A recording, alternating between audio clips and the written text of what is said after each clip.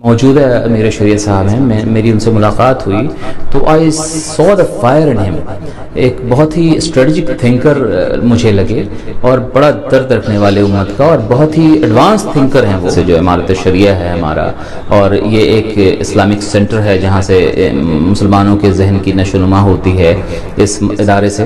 تو ہم کو ایسا لگتا ہے کہ یہ ادارہ بھی ابھی اس وقت اسٹریٹجیکلی کوئی ایسا سینٹر اسٹیبلش کرے جہاں ہم لوگ جو ہیں وہ ڈائریکٹ انٹریکشن کریں عربوں سے اور ترکوں سے اور مختلف اسلامک کلچر اور سویلائزیشن سے انٹریکٹ کریں، تاکہ جو ریئل پکچر ہے وہ ہمارے سامنے آئے اور ایک اوپینین ہم بلڈ کریں. عرب کے بارے میں یا عرب کی پالیٹکس کے بارے میں ہندوستان کے مسلمان اس لیے نہیں سمجھ سکتے ہیں کیونکہ ان کو عربی زبان نہیں آتی ہے. مدرسے کے طلباء کا انگریزی سیکھنا زیادہ آسان ہے بنسبت اسکول کے اسٹوڈنٹس کے. ناظرین السلام علیکم ورحمۃ اللہ وبرکاتہ. اس وقت ہمارے ساتھ عالمی شہرت یافتہ ماہر تعلیم ڈاکٹر ارشد محسن صاحب ہمارے ساتھ موجود ہیں. گیسٹ فیکلٹی برائے بین الاقوامی یونیورسٹیز ہیں. آپ کی شخصیت انتہائی علمی ہے. جامعہ رحمانی میں آپ کی تشریف آوری ہوئی. بھارت میں بھی مائنورٹی اور اقلیتوں کی تعلیم کے لیے، اقلیتوں کے ایجوکیشن کے لیے ان کی کوششیں، ان کی خدمات، ان کی فکر قابل تحسین ہے. آپ بین الاقوامی گیسٹ فیکلٹی ہیں مختلف یونیورسٹیز میں اور کویت یونیورسٹی میں، اور اس کے علاوہ بھی دنیا کے مختلف عالمی شہرت یافتہ یونیورسٹیز میں، بین الاقوامی سطح کی یونیورسٹیز میں آپ گیسٹ محاضر، گیسٹ فیکلٹی ہیں. آج آپ کی آمد جامعہ رحمانی خانقاہ منگیر ہوئی ہے اور آپ اس وقت ہمارے اسٹوڈیو فکر و نظر کے اسٹوڈیو میں موجود ہیں. سر، سب سے پہلے فکر و نظر کی پوری ٹیم کی جانب سے، جامعہ رحمانی کے تمام طلباء کی جانب سے میں دل کی اتھاہ گہرائیوں سے آپ کا خیر مقدم کرتا ہوں. جزاک اللہ خیر. آپ کی آمد ہوئی، آپ کی آمد پر ہم سب دل کی گہرائیوں سے آپ کا شکریہ بھی ادا کرتے ہیں. ہم سب بہت خوش ہیں. اس موقع پر کچھ نہ کچھ عوام کے استفادے کے لیے کچھ باتیں آپ کی زبان سے آنا بہت ضروری تھی، اس لیے میں نے آپ کو تکلیف دیا. پہلا سوال تو آپ سے یہ ہے کہ آپ جامعہ رحمانی تشریف لائے. جامعہ رحمانی میں الحمدللہ ایک سے ایک لوگ اور علمی شخصیتیں آتی رہتی ہیں اور ہم سب ان سے استفادہ کرتے ہیں. اب آپ کا بھی نام سر فہرست اس فہرست میں جڑ گیا، یعنی خانقاہ رحمانی اور جامعہ رحمانی تشریف لانے والوں میں. جامعہ رحمانی آپ تشریف لائے، جامعہ رحمانی کو آپ نے کیسا محسوس کیا؟ یہاں کی تعلیمی خدمات اور حضرت امیر شریعت مولانا احمد ولی فیصل رحمانی سرپرست جامعہ رحمانی خانقاہ منگیر کی جو فکر ہے اس کو آپ نے دیکھا، قریب سے دیکھا. جامعہ رحمانی کو آپ کئی دنوں سے دیکھ رہے ہیں. تو پہلا سوال آپ سے یہی ہے کہ جامعہ رحمانی کو آپ نے کیا دیکھا، کیا محسوس کیا، پہلا امپریشن آپ نے کیا کیری کیا؟ بسم اللہ وحدہ والصلاة والسلام علی من لا نبی بعدہ. جامعہ رحمانی آنے کی میری جو وجہ ہے وہ حضرت امیر شریعت کا ایک جملہ ہے جو میں نے کسی سوشل میڈیا کے چینل پہ دیکھا، سنا. وہ یہ کہہ رہے تھے کہ امت کی زبان عربی ہونی چاہیے، اور یہ ایک ایسی فکر ہے جس فکر پہ میں پچھلی 2 دہائیوں سے کام کر رہا ہوں. تو ہماری ملاقات جو ہے وہ نیچرل بنتی ہے. اسی فکر کے تحت میں نے یہ سفر کیا، اور جب میں یہاں پہنچا تو میں نے دیکھا کہ ایک مضبوط نظام آلریڈی یہاں وجود میں ہے، اور خاص طور سے دارالحکمت جو شعبہ ہے حفظ کا قرآن کے، اور وہاں پر بچوں سے میں نے بات کی تو ماشاء اللہ یہ بچے بخوبی عربی زبان میں گفتگو کر رہے تھے. یہ ایک ایسا اچیومنٹ ہے جس کے خواب ہم لوگ دیکھتے رہتے ہیں ہر جگہ. اور پھر ہمارے امیر صاحب کی جو فکر ہے کہ بھئی امت کی زبان ظاہر ہے قرآن کی زبان ہونی چاہیے، تو ہمارے یہاں آنے کی بنیادی وجہ یہ فکر ہے، یہ فکر و نظر ہے جس نے مجھے یہاں کھینچ لایا. اور یہ عملی طور پہ میں نے اس چیز کو یہاں وجود میں دیکھا اور بہت خوشی ہوئی اس بات کی کہ یہاں بھی ایسی فکر رکھنے والے لوگ ہیں. چونکہ آپ کے تعارف کا ایک بنیادی جز یہ ہے کہ آپ عربوں کو انگریزی پڑھاتے ہیں. جی جی. تو اس سے یہ بات واضح ہے کہ آپ انگریزی اور عربی دونوں زبانوں سے مکمل طور پر ہم آہنگ ہیں اور مکمل واقفیت رکھتے ہیں. اور میں سمجھتا ہوں کہ بھارت میں اور خاص کر کے ہمارے بہار میں اگر آپ جیسی شخصیتیں ہیں، جن شخصیتوں کے بارے میں اور جیسی شخصیت سازی کی فکر حضرت امیر شریعت کی ہے, حضرت امیر شریعت سابق کی بھی رہی ہے. تو اس سے متعلق میرا سوال یہ ہے کہ بھارت میں چونکہ مدارس ہیں اور آپ کی نظر میں سینکڑوں مدارس ہیں, آپ اچھی طرح جانتے ہیں کہ اب جس طرح انگریزی اور CBSE اسکولز میں بچے شروع سے انگریزی زبان میں مکمل کتابیں پڑھتے ہیں, تو اکثر اسکولوں میں ان کو انگریزی زبان سے واقف کرا دیا جاتا ہے, وہ انگریزی میں بات کرتے ہیں. مدارس کا یہ بڑا المیہ ہے جس کی فکر حضرت امیر شریعت سابق کو بہت زیادہ رہی اور جس کی فکر ان کو چبھتی رہی, ستاتی رہی کہ مدارس میں طلبہ 9 سال 10 سال پڑھ لیتے ہیں لیکن عربی زبان سے ان کو ہم آہنگی واقفیت نہیں ہو پاتی ہے, وہ عربی زبان بول نہیں پاتے ہیں. ظاہر ہے جب وہ بول نہیں پاتے ہیں تو ان کی جو اپنی زبان عربی ہے, جو جنت کی زبان ہے, جو ہماری زبان ہے, جو قرآن کی زبان ہے, اس سے ہم واقف. تو میرا سوال یہ ہے کہ عربی زبان کو کس طرح مدارس میں, خاص کر کے بھارت کے مدارس میں فروغ ملے. جی, دونوں زبانوں کا ریفرنس دیا آپ نے, ایک انگریزی اور ایک عربی. تو سوال آپ کا یہ تھا کہ عربی اور انگریزی یہ دو زبان. انگریزی کے معاملے میں تو یہ ہے کہ ایک انٹرنیشنل لینگویج ہے, لینگویج آف انٹرنیشنل کمیونیکیشن ہے.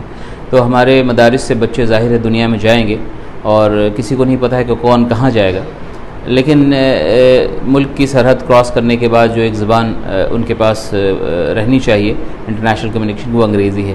اور انگریزی زبان بہت آسان ہے, یہ کوئی بہت مشکل زبان نہیں ہے, بلکہ دنیا کی سب سے آسان زبان ہے.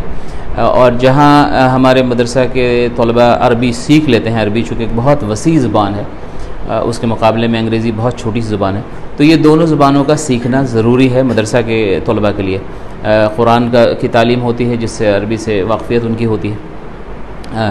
تو جو اسٹریٹجی میں نے یہاں دیکھی وہ یہ کہ بھائی دوسری زبان, جیسا کہ آپ نے بتایا کہ حضرت کی فکریں یہ ہیں کہ بھائی انگریزی زبان بھی ہمارے مدرسے کے بچوں کو آنی چاہیے اور فلوئنٹلی آنی چاہیے. بالکل میں اس سے موافقت رکھتا ہوں کہ یہ بات ہونی چاہیے. اور اس کے لیے ایک جو سلیبس جیسے ہمارے پاس ہے کہ عربوں کو انگریزی سکھانے کا ایک سلیبس ہے, ایک کورس ہے ہمارے پاس, جس سے پین عرب جو ہے ہمارا کورس چلتا ہے, ہماری کتابیں تمام عرب ممالک میں پبلش ہوتی ہیں. تو یہ جو کورس ہے مدرسے کے بچوں کو اگر دیا جائے ہم لوگوں کو کہ بھئی 3 مہینے سے 6 مہینے کے اندر ایک ان کو اس لینگویج پہ پوری پروفیشنسی حاصل ہو, اس پہ ان کا کنٹرول ہو, اور جب یہ مدرسے سے فارغ ہو کے اپنی تعلیم حاصل کر کے نکلیں دنیا میں, تو کسی بھی ملک کے کسی بھی شخص یا ادارے سے جب ان کو کمیونیکیٹ کرنا ہو تو انگریزی ان کے لیے ایک معنی نہ بن جائے, ایک ان کے لیے ہرڈل نہیں ہو. تو یہ اسٹریٹجی, یہ فکر جو یہاں کے ذمہ دار حضرات کی ہے, ہم اس بات سے بالکل آئی ایگری ود دیم کہ یہ ہونا چاہیے اور اس کو لے کے ابھی سے چلنا چاہیے, فنڈامنٹل لے کے چلنا چاہیے. دینی تعلیم کے ساتھ ساتھ انٹرنیشنل لینگویج کی تعلیم بھی ملنی چاہیے.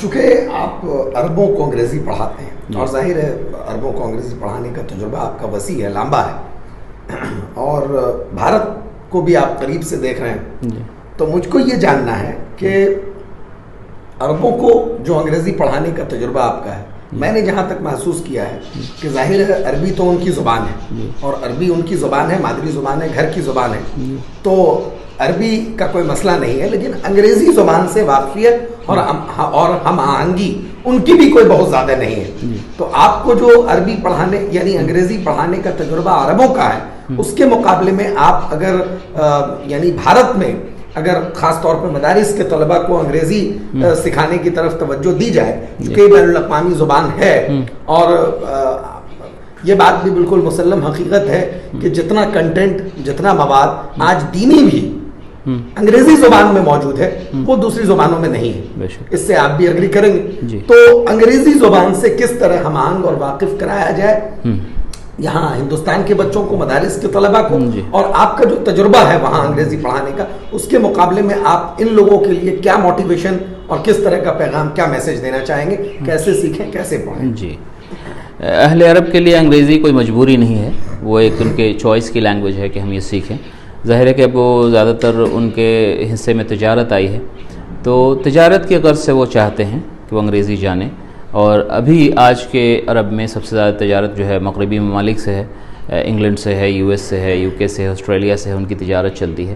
تو اس تجارت کے سلسلے میں ان کو انگریزی زبان سیکھنا ضروری ہوتا ہے. اور اب جو عرب کے اندر ہے کہ بہت سارے امریکن اور برٹش اسکولس ہیں وہاں, جب سے تعلق ان کا اچھا ہوا ہے مغرب کے ممالک سے پیٹرول نکلنے کے بعد, تو اس کی وجہ سے وہ جو اسکولس وہاں کھلے ہیں برٹش اور امریکن، ان لوگوں نے ساری لینگویج لرننگ کی سہولت پرووائڈ کی ہے، اور سہولتیں وہاں زیادہ ہیں سیکھنے کی بنسبت ہندوستان کے۔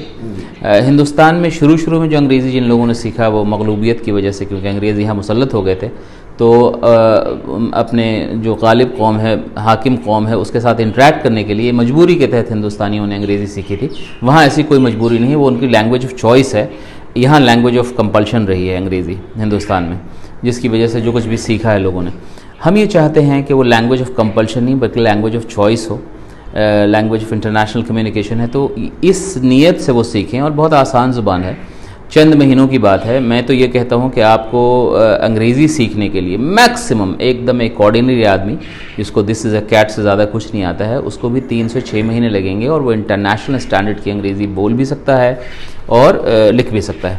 تو یہ مدرسے میں یہ پروگرام اگر امپلیمنٹ کرتے ہیں ہم، تو ان کو ایک ایکسٹرا اسٹرانگ ٹول مل جائے گا مدرسے کے طلباء کو، کہ وہ یہاں سے باہر نکلیں گے تو کوئی کمپلیکس ان کو نہیں رہے گا کہ اگر کوئی کانوینٹ اسکول سے نکلا ہے، انگلش میڈیم اسکول سے نکلا ہے، سینٹ مائیکل اور سینٹ جونس سے، اور وہاں جا کے بڑی اچھی انگریزی بول رہا ہے، ایسی کوئی ان کو انفیریٹی کمپلیکس یا ایسی کوئی کمپلیکس مدرسے کے بچوں کو نہیں رہے گی اگر یہ کورس ہم لوگ اچھے سے امپلیمنٹ کر دیں اور اس کو ایز اے لینگویج سیکھا جائے، کوئی اور ریفرنس سے نہیں کہ بھائی ہم کو دنیا میں جانا ہے، دنیا کے لوگوں سے بات کرنی ہے، دعوت کا کام ہے، تجارت کا کام ہے، اس کے لیے ایک زبان چاہیے جو پوری دنیا میں بولی جاتی ہے، وہ بڑا آسان ہے۔ اور جو یہاں کے ذمہ دار حضرات ہیں ان سے گفتگو جب ہماری ہوئی تو ہم نے دیکھا کہ یہ فکریں ان کے پاس ہیں موجود، صرف یہ ہے کہ وہ ٹولز پرووائڈ کر دیے جائیں۔ تو میرا جو تجربہ ہے انٹرنیشنل تعلیم و تعلم کا انگریزی زبان کے ریفرنس سے، وہ سارا تجربہ میں شیئر کرنے آیا ہوں یہاں جامعہ رحمانی میں، کہ میں چاہتا ہوں کہ یہاں کے جتنے طلباء ہیں، جتنے بھی برانچز ہیں، جو طالب علم ہیں، جو اساتذہ ہیں، وہ اس کو لے لیں۔ یہ ایک دھروہر ہے جس کو کہتے ہیں ہم اپنی زبان میں، ایک وراثت ہے، اور جو کچھ مشقت کر کے انسان حاصل کرتا ہے پھر اس کو شیئر کرے، تو وہ میرا مقصد ہے یہاں۔ اور مجھے لگتا ہے کہ یہ اگر اسٹریٹجی سیٹ ہو گئی تو پھر آپ دیکھیں گے کہ جامعہ رحمانی کے لڑکے جب نکلیں گے باہر میں، they'll communicate in English language exactly the way they English speaking students اور سے convent educated جو اسٹوڈنٹس ہیں وہ جیسے بات کرتے ہیں انشاءاللہ یہاں سے بھی ویسے ہی آپ کو اسپیکرس ملیں گے۔ تو مطلب you agree کہ there will be no difference. There will be absolutely no difference between the madrasa students and the school students after the completion of the course. They'll do it and they'll do better. اس کی بنیادی وجہ یہ ہے کہ عربی جانتے ہیں، یہ بڑی زبان جانتے ہیں، تو انگریزی اس کے مقابلے میں چھوٹی ہے۔ ان مدرسے کے طلباء کا انگریزی سیکھنا زیادہ آسان ہے بنسبت اسکول کے اسٹوڈنٹس کے۔ They have the great caliber. Yes. But they have no opportunity. They don't get chances. Absolutely. الحمدللہ۔ تو my last question، آخری سوال میرا یہ ہے سر کہ آپ چونکہ کویت میں رہتے ہیں، عربوں کو پڑھاتے ہیں، اور بھارت میں ابھی جو موجودہ صورتحال ہے، خاص طور پہ سیاسی منظرنامے پر اگر دیکھا جائے تو بھارت کی صورتحال ایک لمبی مدت سے، جب سے مرکز میں بی جے پی برسر اقتدار ہوئی ہے، تو کہیں نہ کہیں مسلمان فکر مند ہیں، اور وہ ایک فکر میں اور ایک عجیب طرح کی کیفیت میں مبتلا ہیں کہ یہ جو 25 کروڑ عوام ہے، اس کے ساتھ دوم درجے کا سلوک کیا جا رہا ہے، یہ فکر ہے، یہ سوچ، اور بہت سارے واقعات ایسے رونما ہوتے ہیں جس سے ان کا انفیریورٹی کمپلیکس میں جانا سمجھ میں بھی آتا ہے۔ عرب میں اس کا کیا اثر ہے، اور آپ اس کو وہاں کے پس منظر میں کس طرح محسوس کرتے ہیں؟ کیا ہے، پہلے کیا تھا، کیا ہونا چاہیے، اور کیا صورتحال؟ عام طور پہ عربوں کا جو تصور ہندوستان کے بارے میں ایک امیج تھا، ہے یہ میں نہیں کہہ رہا، تھا، وہ یہ تھا کہ ہندوستان ایک بڑا ہی پیسفل اور جس کو کہتے ہیں کہ یونٹی ان ڈائیورسٹی والا ملک ہے اور رہا ہے، اور وہ اس ہندوستان کو دیکھتے رہے ہیں۔ لیکن ابھی جو فوٹیجز پچھلے چند سالوں سے جا رہے ہیں، فوٹیجز، اس کا مطلب سوشل میڈیا ابھی بہت ایکٹیو ہے، اور سوشل میڈیا کے ذریعے تمام خبریں ہر جگہ دنیا میں پہنچ رہی ہیں، تو جو اگلی فوٹیجز جو جا رہے ہیں یہاں سے ہندوستان سے، کہیں مسجدوں پہ کوئی چڑھائی کر رہا ہے، کہیں بوم لنچنگ ہو رہی ہے، کہیں گھر جلائے جا رہے ہیں، کہیں بلڈوزر چل رہا ہے، تو یہ سب فوٹیجز وہ وہاں جا رہے ہیں عرب میں، تو اس سے ہو یہ رہا ہے کہ ہندوستان کے بارے میں ایک امیج بہت خراب بن رہا ہے عرب دنیا میں۔ اور وہ یہ کہہ رہے ہیں کہ تو انسانیت بھی نہیں ہے، چہ جائے کہ ڈیموکریسی تو کہیں نہیں رہے، وہ اس کو کہہ رہے ہیں کہ تو انسانیت سے گری ہوئی بات ہو رہی ہے وہاں، اور یہ کیسے ہو رہا ہے، بڑے فکر مند ہیں۔ اور دوسری بات یہ ہے کہ وہ یہ ہندوستان کے مسلمانوں کی فکر نہیں کرتے ہیں، یہ بات لوگوں کو جاننی چاہیے کہ ایسا نہیں ہے۔ کویت میں بھی پارلیمنٹیرینز باضابطہ اسپیشل سیشن ہوتا ہے، جب ہندوستان میں کوئی ظلم کا فوٹیج جاتا ہے یہاں سے، تو سارے عرب کے جو لیڈرز ہیں، پولیٹیشینز ہیں، ایکٹیوسٹ ہیں، جرنلسٹ ہیں، وہ سارے بہت فکر کے ساتھ اس کو دیکھتے ہیں، اور باضابطہ اس کی نوٹس لی جاتی ہے، اور نوٹس لے کر کے پھر وہ ایشو ہوتا ہے ان کی طرف سے اسٹیٹمنٹ، وہاں کے حکام کی طرف سے، وہاں کی پبلک کی طرف سے۔ تو یہ بات نہ سمجھی جائے کہ عرب کو اس کی فکر نہیں ہے، بلکہ عرب کو بہت گہری فکر ہے اس بات کی، اور وہ ہم بھلے نہ جانتے ہوں کہ ہندوستان کے مسلمانوں کا عربوں سے کیا تعلق ہے، اور یہاں جو نیریٹو چلایا جاتا ہے کہ آپ جو ہیں 5th جنریشن کے مسلمان ہیں اور آپ کنورٹڈ ہیں، یہ بالکل غلط بات ہے۔ قرآن کی تعلیم عربوں کے پاس ہے، وہ کہتے ہیں انما المؤمنون اخوہ، تو مومن ایک دوسرے کا بھائی ہے، دنیا کے کسی بھی حصے میں ہوگا ایک مومن، تو عرب والے اس کی فکر کرتے ہیں، تو ویسے ہی سمجھتے ہیں کہ جیسے ہمارے اپنے بھائی کے اوپر ظلم ہو رہا ہے۔ اس لیے یہ غلط فہمی اگر کوئی پال رہا ہے کہ ہم یہاں مسلمانوں پہ اگر کوئی ظلم ہوگا تو عرب نہیں بولیں گے، ایسا کچھ نہیں ہے۔ یہ تمام چیزیں وہاں دیکھی جا رہی ہیں، مانیٹر کی جا رہی ہیں۔ میری رائے یہ ہے، مناسب بات یہ ہے کہ ہندوستان جیسے تھا خوبصورت ویسے ہی رہے، یہاں نفرتوں کی کوئی ضرورت نہیں ہے، اور عرب جیسا پہلے سمجھتے تھے ویسی ہی امیج واپس کر لی جائے، اس میں کوئی حرج کی بات نہیں ہے، اور بڑا بزنس اور اسٹریٹجک ریلیشن رہا ہے عربوں سے۔ اس وجہ سے ان فسادات اور یہ جو خرافات ہے، اس کی وجہ سے وہ امیج اور ریلیشنز خراب ہو سکتے ہیں۔ تو میری رائے یہ ہے حکومت کو اس وقت کہ بجائے کہ اتنے اگلی فوٹیجز جائیں، وہ ہماری محبت والی، پیار والی، ہم آہنگی والی، گنگا جمنی تہذیب والی جو فوٹیجز جاتی تھیں وہی جایا کریں، تو زیادہ بہتر رہے گا انڈو عرب ریلیشنز کے لیے۔ جو بھائی چارہ اور برادرہڈ کا پیغام ہم لوگ دیتے رہے ہیں، ہاں، وہ وہ ویسے ہی جانتے تھے ہندوستان کو۔ اچھا، ایک سوال، حالانکہ انٹرویو کا وقت اب ہمارا ختم ہو رہا ہے اور سوالات بھی محدود تھے ذہن میں، لیکن ایک سوال چلتے چلتے یہ میرے ذہن میں آ رہا ہے کہ یہ تو بھارت کے لحاظ سے جو سوال آیا کہ بھارت کا امیج سعودی عرب میں کیا ہے اور وہ لوگ کیا محسوس کر رہے ہیں موجودہ حالات کے تناظر میں، لیکن ابھی گزشتہ چند برسوں سے ولی عہد شہزادہ محمد بن سلمان کے وقت میں، جو ابھی وہاں کے ولی عہد ہیں سعودی عرب کے، وہاں کے بادشاہ ہیں، تو ابھی گزشتہ چند برسوں میں وہاں کے بھی حالات کچھ نہ کچھ ناگفتگو تو نہیں لیکن تنازع کا شکار ہوئے ہیں، اور لوگوں کے اندر طرح طرح کی فکر، خاص طور پہ عالمی منظرنامے میں جو یعنی سعودی عرب کے تعلق سے جو امپریشن، جو تخیل، جو فکر لوگوں کی تھی، اس میں کہیں نہ کہیں کچھ تبدیلی دیکھی جا رہی ہے، اور لوگ طرح طرح کا بدلاؤ دیکھ رہے ہیں۔ بھائی تراویح کی رکعتوں میں تخفیف کر دی گئی، خواتین کو ڈرائیونگ کی اجازت دے دی گئی، اور بھی کئی ایسی چیزیں ہوئی ہیں۔ سعودی کے فلاں شہر میں جو ہے وہ سنیما ہال کھل گیا۔ تو اس تناظر میں آپ اس کو کس طرح دیکھتے ہیں؟ اور چونکہ آپ پڑھنے پڑھانے کے تعلق سے، تدریس کی خدمت، آپ عالم اسلام کے اور دنیا کے کئی جو ہے معتبر اور کئی مضبوط اور کئی بہت ہی اعلیٰ سطح کی معیاری یونیورسٹیز میں آپ پڑھاتے ہیں اور درس و تدریس کی خدمت، اس تناظر میں آپ عالمی سطح پر جو لوگوں کی فکر ہو رہی ہے اس تعلق سے، اس پر آپ مختصر روشنی ڈالیں۔ جی، ایک تو یہ بات ہے کہ جو ایک اسٹریٹجی ہوتی ہے، پولیٹیکل اسٹریٹجی، دیکھیے سعودی عرب جو ہے ایک منارکی ہے، وہ ڈیموکریسی نہیں ہے، یہ آپ کو پہلے یاد رکھنا ہے۔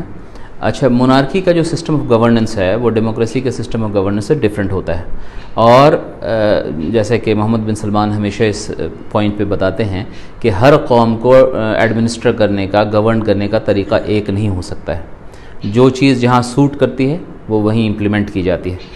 تو ہم اگر اپنے موڈ آف گورننس کو عربوں کے موڈ آف گورننس سے میچ کریں گے تو وہ بالکل ہی مختلف ہوگی۔ وہاں کے جو حالات ہیں یا جیسے کنٹرول کرنا ہے، جیسے وہاں کوئی 144 نہیں لگتا ہے عرب میں، وہاں پر کوئی پوسٹرز نہیں لگتے ہیں، کوئی پروٹیسٹ نہیں ہوتا ہے، اور یہ شروع سے ان کا طریقہ ہے۔ ہمارے ہاں ہر موڑ پہ جھنڈا لے کے کھڑے ہو جاتے ہیں، پروٹیسٹ کرتے ہیں، ڈیموکریسی ہے، تو تصویریں ایک جیسی نہیں ہوں گی، تصویریں ہمیشہ مختلف ہوں گی۔ اب رہا سوال کہ اسلامی شعار کے اوپر جو چیزیں اب تبدیل ہوتی ہوئی نظر آ رہی ہیں، وہ اس کی وجہ یہ ہے کہ پہلے جو ادوار میں جو وہاں کی جو ٹیم تھی، جس کو والنٹیئرز کہتے تھے، ان کے پاس بڑے حقوق تھے، اسلام کو امپلیمنٹ کرنے کے، والنٹیئرس جن کو ہم لوگ متوا کہتے تھے، ان کے پاس ایک حقوق تھے امپلیمنٹ کرنے کے. اب وہ جو حقوق تھے ان کے، وہ اب باضابطہ جو ہے وہ کنگز پیلس میں آ گئے ہیں. اور اب یہ چونکہ محمد بن سلمان نئی نسل کے ینگ جنریشن کے لیڈر ہیں، اور یہ امریکہ اور یورپ سے بہت انفلوئنسڈ ہیں، اور وہ یہ چاہتے ہیں کہ اوپننس ہو، اور اوپننس ان دا سینس کہ دماغ جو ہے لوگوں کا کھلے. اور اس چکر میں ہوا یہ ہے کہ وہ جو فریڈم ابھی وہ پرووائڈ کر رہے ہیں لوگوں کو، اس کو عام طور پہ جب فریڈم دی جاتی ہے تو معاشرہ جب ایک طرف سے بند ہوتا ہے پھر کھلتا ہے اچانک، تو کچھ حد سے تجاوز کر جاتا ہے. تو عوام سے یہ سمجھ میں نہیں آ رہا ہے ان کو کہ ہم کو کس حد تک جانا ہے. اکثر یہ ہو رہا ہے کہ وہ تجاوز ہو رہا ہے، اور اس کی تصویریں یہ آ رہی ہیں. پھر اس کو کنٹرول کیا جاتا ہے. ایک چھوٹ ملی، اس کو لوگوں نے حد سے تجاوز کیا، پھر اس کو روکا گیا کہ نہیں یہ صحیح نہیں ہے. تو یہ ایک ایکسپیریمنٹل فریڈم ہے وہاں ابھی سعودی عرب کے اندر. وہ ایکسپیریمنٹ کر رہے ہیں ان چیزوں کا کہ کہاں تک ان کو آزادی دی جا سکتی ہے، کیونکہ اب تک وہ شریعت کے قید و بند میں بڑے زبردست قسم سے جکڑے ہوئے تھے. اب یہ دیکھ رہے ہیں کہ تھوڑی تھوڑی جیسے دنیا میں تمام جگہ فکری آزادی ہے، ٹھیک ہے، رہنے سہنے کی، ڈرائیو کرنے کی، یہ سب آزادی ہے، تو وہ دے کے وہ ایکسپیریمنٹ کر رہے ہیں آہستہ آہستہ. لیکن یہ بات آپ یقین جانیے کہ وہ چیزیں جو ہیں نا وہ کنٹرول میں ہیں، آؤٹ آف کنٹرول کچھ نہیں ہے وہ سب چیزیں. اور پھر جب بھی دنیا سے فیڈ بیک ان کو ملتا ہے تو وہ کورس کریکشن کرتے ہیں. جیسے یہاں سے فیڈ بیک ملا تو پھر کورس کریکشن کیا انہوں نے، ایک چیز کی، پھر فیڈ بیک ملا. وہ ہی ایز اے ینگ رولر، اور ینگ رولر جو ہے وہ از لرننگ. ابھی دیکھیے اردگان کی وزٹ ہوئی ہے، طیب اردگان کی جو پریزیڈنٹ ہیں ترکی کے. بہت زمانے سے ان لوگوں کے ریلیشن بہت خراب چل رہے تھے.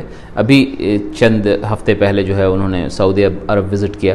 اور ترک جو ہے وہ ایک دم اوپن سوسائٹی ہے، بالکل ویسٹرن سوسائٹی ہے. سعودی عرب کا آپ کمپیئر کریں گے تو یہ بہت ہی جس کو کہتے ہیں کلوز سوسائٹی ہے.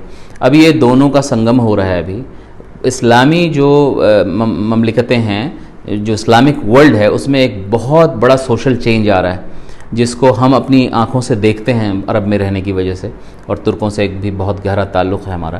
تو یہ جو چینج آ رہے ہیں سوشل چینج، جس کو مس انٹرپریٹ کیا جا رہا ہے مختلف میڈیا ہاؤسز سے. ظاہر ہے کہ وہ میڈیا جو ہم سے ایگری نہیں کرتی ہے، ہم کو اچھی نظر سے نہیں دیکھتی ہے، وہ اکثر کیا ہوتا ہے کہ ایک امیج پینٹ کرتی ہے جو حقیقت نہیں ہوتی ہے. وہ چیزوں کو بہت کنٹرول سے لے کے چل رہے ہیں ابھی، اور اسٹریٹجی طے کر رہے ہیں کہ ماڈرن ورلڈ میں جو اسلامک سویلائزیشن ہے وہ کیسے کمنسریٹ کرے، کیسے یعنی ایک دوسرے کے ساتھ میچ کر کے قدم ملا کے چلے. یہ ایکسپیریمنٹ میں تکالیف آ رہی ہیں جس کو ہم کو، جیسے تمام حکومت کو ہم وقت دیتے ہیں. بھئی ایک حکومت آئی جس کی اپنی ایک اسٹریٹجی رہی، ہم کو ناپسند آئی، لیکن ہم نے اس کو وقت دیا اس کو کورس کریکشن کرنے کے لیے. اسی طرح امت اسلام میں اس وقت جو چینجز آ رہے ہیں اس کو سمجھنے کی ضرورت ہے. اب اس سے پہلے کہ کوئی رائے قائم کی جائے ہم سمجھیں. عرب کے بارے میں یا عرب کی پالیٹکس کے بارے میں ہندوستان کے مسلمان اس لیے نہیں سمجھ سکتے ہیں کیونکہ ان کو عربی زبان نہیں آتی ہے. اگر جان جائیں، اس کو سمجھ جائیں، عربوں کا جو عادات و تقالید ہے، جو کلچر ہے، جو سویلائزیشن ہے، اس کو اگر سمجھیں گے تو پھر یہ چیزیں زیادہ اچھے سے ان کو سمجھ میں آئیں گی کہ یہ ایکسپیریمنٹل پیریڈ ہے. وہاں پولیٹیکل ایکسپیریمنٹ ہو رہا ہے ہر جگہ اسلامک ورلڈ میں. تو ابھی جو میں سمجھتا ہوں کہ خاص طور سے اس ادارے کے ریفرنس سے جو امارت شریعہ ہے ہمارا، اور یہ ایک اسلامک سینٹر ہے جہاں سے مسلمانوں کے ذہن کی نشو و نما ہوتی ہے اس ادارے سے، تو ہم کو ایسا لگتا ہے کہ یہ ادارہ بھی ابھی اس وقت اسٹریٹجیکلی کوئی ایسا سینٹر اسٹیبلش کرے جہاں ہم لوگ جو ہیں وہ ڈائریکٹ انٹریکشن کریں عربوں سے اور ترکوں سے، اور مختلف اسلامک کلچر اور سویلائزیشن سے انٹریکٹ کریں، تاکہ جو ریئل پکچر ہے وہ ہمارے سامنے آئے اور ایک اوپینین ہم بلڈ کر سکیں. اور جو امت کا تصور ہے وہ جو ہے وہ تصور تقویت پائے. تو ظاہر ان کی زبان الگ، کلچر الگ، مختلف مسلم ممالک کے جو کلچر الگ ہیں، زبان الگ ہے، ان کی سچویشن الگ ہے، ان کا ایڈمنسٹریٹو پیٹرن الگ ہے، گورننس الگ ہے. تو یہ سب کو سمجھا جائے اور جانا جائے. تو میری رائے فائنلی یہ ہے، یہ آخری جو آپ کا سوال ہے اس کے اس میں، کہ ہمارے پاس جو پلیٹ فارم ہے امارت شریعہ کا یا رحمانی فاؤنڈیشن کا، یہ پلیٹ فارم ایک انٹرنیشنل جو ہے فورم پرووائڈ کرے ہندوستان کے مسلمانوں کو، so that they can interact with international Muslims, اور اس کے لیے جو انٹرنیشنل لینگویجز ہیں وہ سیکھیں اور انٹریکٹ کریں تاکہ امت کو جوڑا جا سکے. اور یہ جو ابھی موجود ہے امیر شریعت صاحب ہیں، میری ان سے ملاقات ہوئی تو آئی سو دا فائر ان ہم.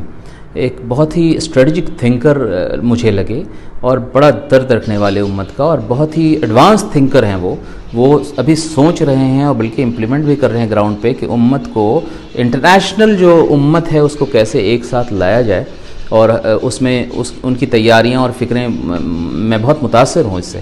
اللہ کرے کہ یہ سب جو فکریں ہیں وہ وجود میں آ جائیں, یہ پریکٹیکلی ریئلائز ہو جائیں.